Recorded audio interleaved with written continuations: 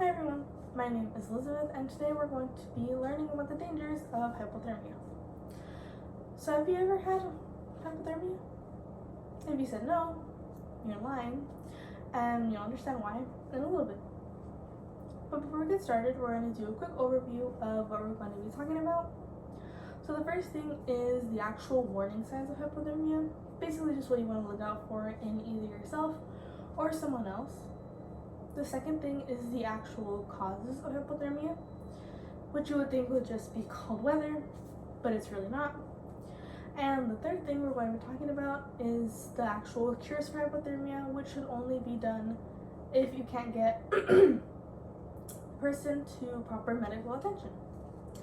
So let's get started with the warning signs. Although one thing to know is that your body temperature does fluctuate throughout the day, and your normal body temperature is about 97-98 degrees, but in order to be considered hypothermic, your body temperature does have to be around 95 degrees or lower, which is why I said earlier your body temperature has to be 95 in order to be considered hypothermic, and your body temperature has definitely at least been 95 degrees at one point. So let's get started with the warning signs.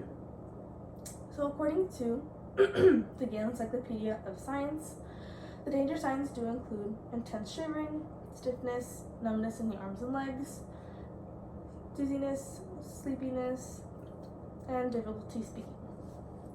So let's put this into perspective. Let's say that you're with someone in the wilderness and you're camping and they're exhibiting some of these warning signs, but you're not 100% sure that they're becoming hypothermic. One thing that I've learned is to simply ask them to zip up their sweater.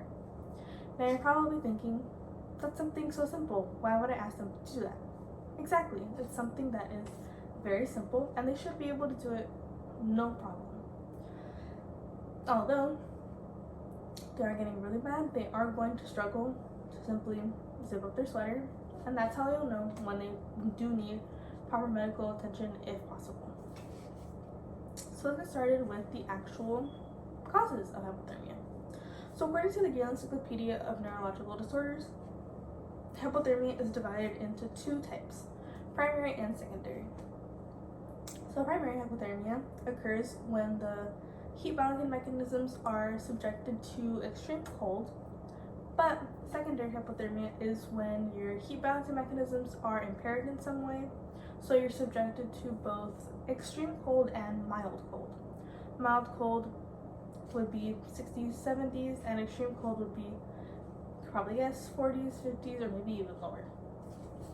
And according to the UXL Encyclopedia of Weather and Natural Disasters, hypothermia is usually the result of exposure to cold weather, cold water especially. So let's say you fall into a river or a stream and your clothing gets wet, your body heat will definitely start going down very rapidly. Same thing with cold wind. Again, body temperature will definitely start dropping at a rapid rate. And one thing that it also says is that you can also become hypothermic in your own home. There have actually been some cases of people becoming hypothermic due to their own AC. So now we know the causes, and we're going to move on to the actual cures for hypothermia. So according to the Human Diseases and Conditions, treatment for hypothermia would be basically just to keep the patient warm while seeking medical attention if possible. Clothing is wet, it should be removed carefully but quickly, and they should be slowly warmed by the trunk of their body, which is this area, and be covered with warm blankets. So one thing I've learned is that, let's say you've done all these things, but they still aren't warming up as much as you would want them to. So one thing that I've learned, get a cup like this one and you fill it with either warm water or tea, stay away from coffee, and you slowly give them basically just warm liquids so their body temperature can slowly go up at least 1 to 3 degrees an hour. And to just give them warm liquids and to do it slowly because their body can go into shock, basically meaning that their body can potentially shut down, which is not a good thing, especially if they're getting really bad. And another thing is that, let's say they're getting really bad to the point where sadly they're on the verge of death. It's very kind of uncomfortable depending on just how you are, but something that you can do is you put them in a sleeping bag fully unclothed with someone that they trust, again, fully unclothed, and they share body heat because their body can get to the point where it just stops warming up on its own. So you have learned the warning signs, causes, and the cures, and you may be thinking, well, this is something that I can easily avoid. Why would I want to learn about this?